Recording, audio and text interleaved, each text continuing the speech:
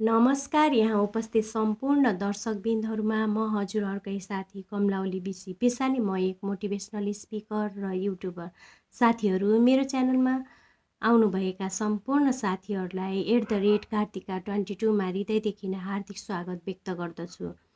साथीहरू, मेरो च्यानलमा पहिलोचोटि आउनुभएको हो भने सब्सक्राइब गर्न नभुलिनुहोला। मन परेमा लाइक, कमेन्ट र सेयर पनि गरिदिनुहोला। साथीहरू, हामीले जीवनमा जापानिज पिपुलहरूबाट सिक्नुपर्ने महत्त्वपूर्ण कुराहरू के हुन् भन्ने विषयमा मैले केही महत्त्वपूर्ण कुराहरू ल्याएर हजुरहरूमा आज उपस्थित भइसकेकी छु। सर्वप्रथम त हामी प्रकृतिसँग नजिकिनु पर्दछ। प्रकृतिसँग जब हामी नजिकिन्छौँ, हामी विभिन्न रोगहरूबाट पनि टाढा जान सक्दछौँ। त्यही भएर जहिले पनि हामीले आफ्नो र प्रकृतिको कनेक्सन बनाइराख्नु पर्दछ।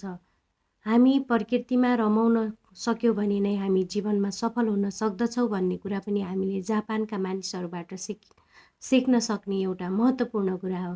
त्यस्तै अर्को कुरा भनेपछि हामीले खानपिनमा कुरा गर्दाखेरि हामीले कहिले पनि पुरै टन्न पेटभरि नखाएर 80% खाना खाने र 20% जति हामीले पेट खाली राख्नु पर्दछ।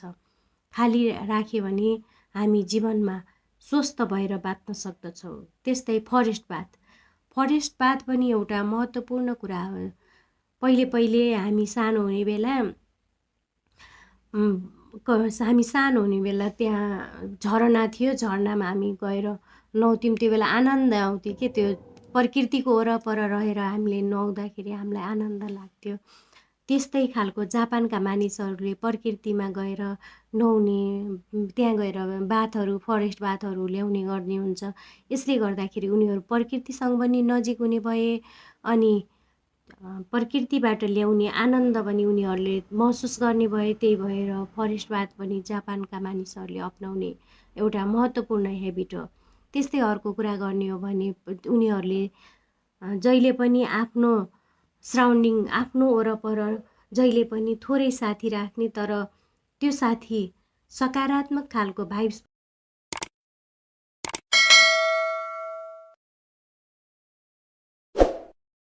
भएका साथीहरूसँग मात्र सङ्गत गर्ने।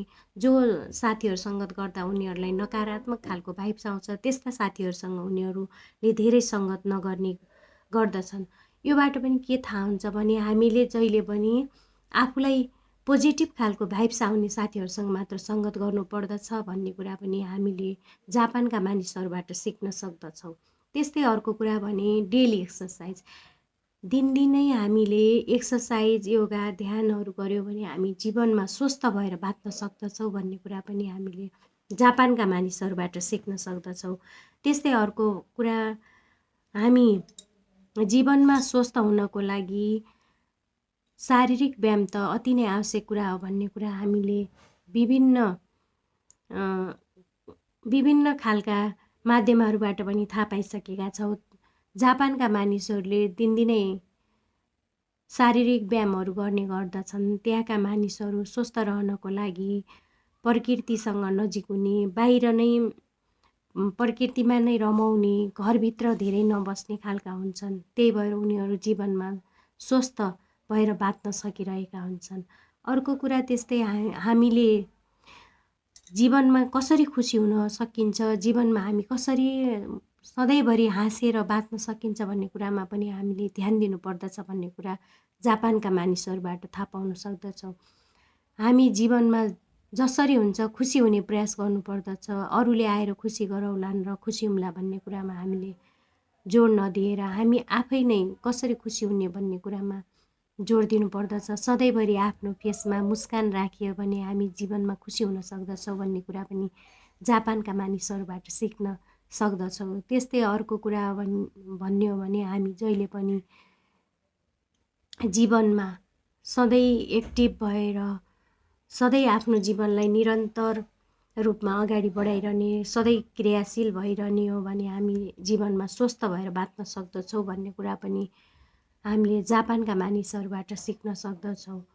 यस्ता विविध कुराहरू ल्याएर हजुरहरूसँग आउने बाचा गर्दै मैले अबदेखि आइतबार, सोमबार र मङ्गलबार प्रत्येक दिन भिडियो भिडियोहरू अपलोड गर्ने नै छु भन्दै हजुरहरू माझबाट बिदा हुन्छु। बिदा हुनुभन्दा पहिले सम्पूर्ण साथीहरूले ध्यानपूर्वक हेरिदिनु भएकोमा हृदयदेखि नै हार्दिक कृतज्ञ व्यक्त गर्दै फेरि आउने बाचासँगै हजुरहरू माझबाट बिदा हुन्छु। हस्त, नमस्कार।